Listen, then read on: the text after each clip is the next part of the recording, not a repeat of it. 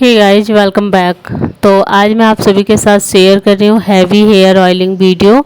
ये वीडियो सिर्फ वीडियो नहीं है, इसमें मैंने कुछ प्रॉब्लम फेस किया हुआ है, जो देखा हुआ है, जो समझा है, वो भी आप सभी को बताऊंगी।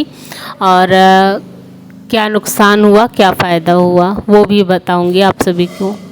तो मैं 3 महीने की बात बता रही हूँ, ज़्यादा पहले की नहीं। 3-4 महीने से मैंने अपनी बेटी के बाल में तेल लगाना कम कर दिया। पहले मैं हफ्ते में 2 बार ज़रूर लगा दिया करती थी, और बालों में भी अच्छी तरीके से लगा देती थी, हल्के हल्के हाथों से मसाज किया करती थी, तो बाल सही थे। देखो, मैं ऐसा नहीं कहती हेयर फॉल नहीं हुआ करता था, होता था, लेकिन बाल कम टूटते थे, बाल दो मुहे कम थे, सिल्की अच्छे थे, मतलब अच्छे बाल थे, बहुत ज़्यादा ख़राब नहीं थे। लेकिन अभी मैं बताऊं, अभी 3 महीनों से कुछ लोगों के मुंह से मैंने सुना कि जड़ों में तेल लगाया जाता है और बाल में तेल नहीं लगाते हैं, क्योंकि बाल में लगाने से वो रफ बेजान हो जाते हैं। तो भाई ये बिल्कुल भी गलत, मतलब बिल्कुल गलत है। मैं तो कहती हूँ कि हफ्ते में 2 बार अच्छे से हेयर ऑयलिंग होनी चाहिए उंगली की सहायता से।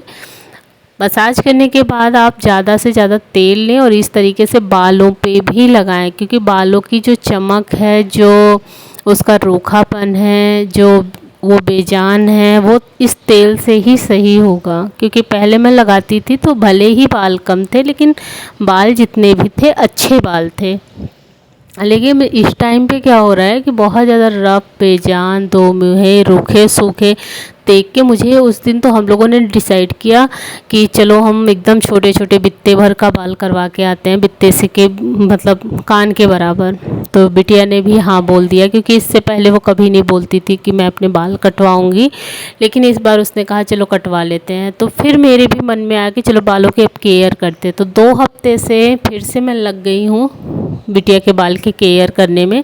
2 दिन रुक कर बाल में अच्छे से तेल लगा रही हूँ। उसको जो नीचे से ज़्यादा बेजान बाल थे उसकी हेयर कटिंग कर दी। हेयर कटिंग करने के बाद इस तरीके से हल्की हल्की जो मसाज होती है वो मैं देती हूँ। बाल में तेल थोड़ा ज़्यादा लगाती हूँ, जिसको हैवी हेयर ऑयलिंग बोलते हैं। तो इस बार 2 बार से जब बाल धुल रही है बिटिया, थोड़ा बाल तो ज़्यादा निकल रहे हैं, मैं ये सही है, बाल इस समय झड़ भी रहे हैं, लेकिन बाल जितने भी बचे हुए हैं जो सही हैं, उसमें जो जान है वो लौट रही है।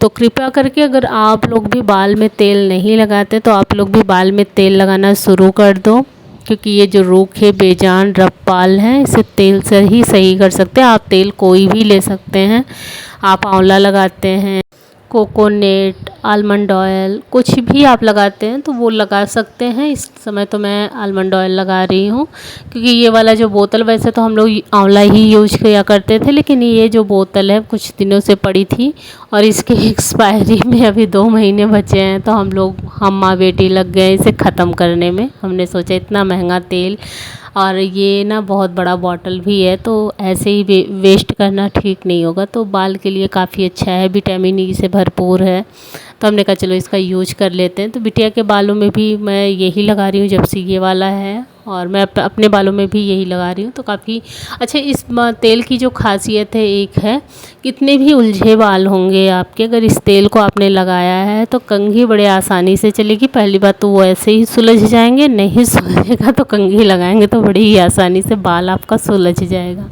इस तेल को लगा के ये मैंने नोटिस किया। चोटी करने के बाद जो पीछे गुत्था बन जाता है, चोटी के नीचे अक्सर ही होता है, उस पर मैंने एक बार ना, मैं धुल के बाल चली गई थी चोटी करके, तो नीचे बाल के गुत्था बन गया था। फिर मैं पहुंची, आलमंड ऑयल ज़्यादा से ज़्यादा लिया, नीचे चोटी के लगाया, और चोटी जैसे ही खोलती गई वो सारे के सारे बाल एकदम सुलझते चले गए। तो वहाँ हेयर ऑयलिंग करके इवनिंग का टाइम, तो फिर मैं छत पे आ गई थी, और यहाँ पे आज ना पतिदेव मुझे सिखा रहे थे पौधे किस तरीके से ग्रो करते हैं, किस तरीके से उनकी सेवा करनी चाहिए, किस तरीके से उन्हें लगाना चाहिए। तो मैंने कहा चलिए आज थोड़ी सी मदद आप भी कर दीजिए मेरी। तो अभी ये जो जिसमें मैंने मिट्टी अभी पलटा, मैंने क्या, पतिदेव ने आज पलटा, ये खाद हम लोग बाहर से ले आए थे, जहाँ पे सब्जी का छिलका वगैरह डालते हैं, वहाँ की खाद है।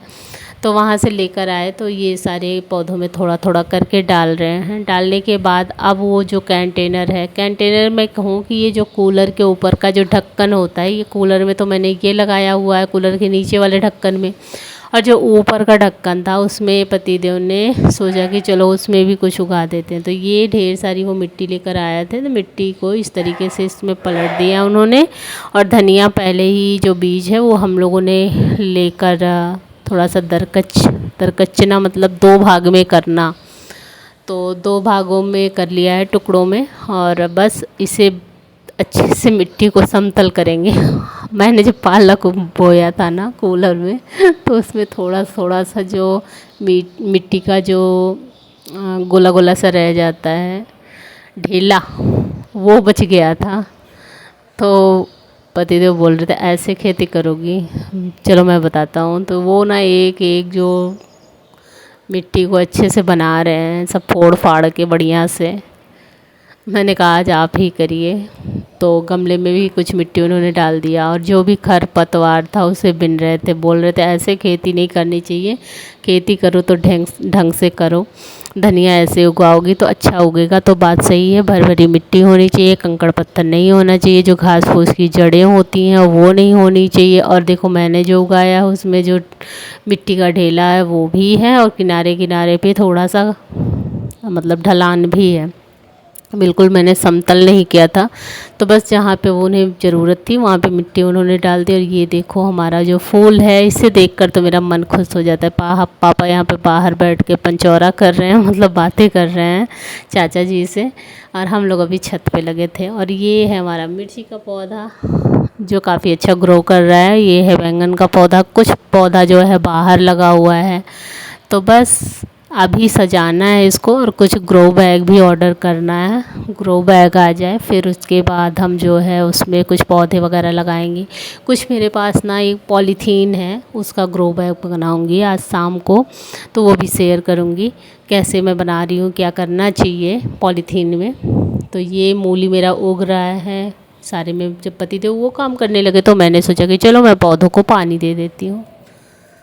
तो देखो कितनी अच्छे से बना रहे हैं, लग रहा है कि धनिया आज ही उगेगी और आज ही मैं खा लूँगी। मतलब मुझे बताए जा रहे थे बीच बीच में, और उसकी जो अच्छे से मिट्टी है ना वो बनाए जा रहे थे। देखो सीखना चाहिए, हर चीज़ सीखना चाहिए। और ये इस तरीके से वेस्ट मटेरियल का यूज बहुत अच्छे तरीके से सभी को करना चाहिए। तो इसमें वो बोएंगे धनिया, मैंने पहले ही बताया, फिर से बता दे रही हूँ। और धनिया बोने के लिए इतना टाइम लगा रहे हैं मुझे, मतलब बोना होता तो अब तक मैं मिट्टी पलटती, मैं बो के नीचे चली भी जाती, लेकिन भाई साहब क्या बताऊँ, मतलब लगे हुए हैं। अब कितना टाइम अभी लगेगा ये भी कुछ कहा नहीं जा सकता। तो चलो उन्होंने भी धनिया बो दिया, मैंने भी अपना काम ख़त्म कर लिया, सिंचाई विचाई कर ली है। आज की वीडियो आप सभी को कैसी लगी कमेंट में ज़रूर बताना। और धनिया वगैरह नहीं बोया तो बो लीजिए आप लोग भी। मिलेंगे जल्दी नेक्स्ट वीडियो।